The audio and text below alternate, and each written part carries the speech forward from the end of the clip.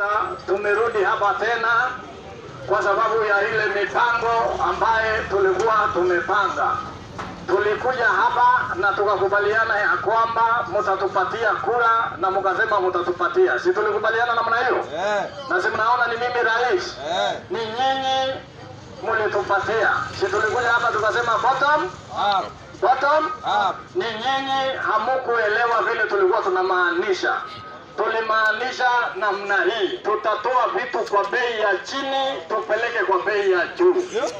Si mnaona serikali imeanza kufanya kazi?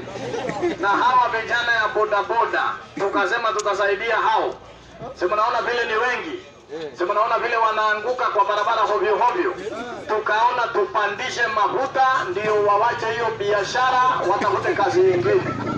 Na bado hata hii mama mboga hii inaleta shilingi 2 kwa serikali. Tulikuwa tumemwambia tutampatia wheelbarrow, sio kutandika hii vitu kwa barabara kila wakati. Si namna hiyo? Si tunakubaliana namna hiyo my friend? Na sasa iko vijana wanasema sijui William ulituambia utatupatia shilingi bilioni 60. Mimi nauliza nyinyi, wewe uliona wapi pesa ya bure?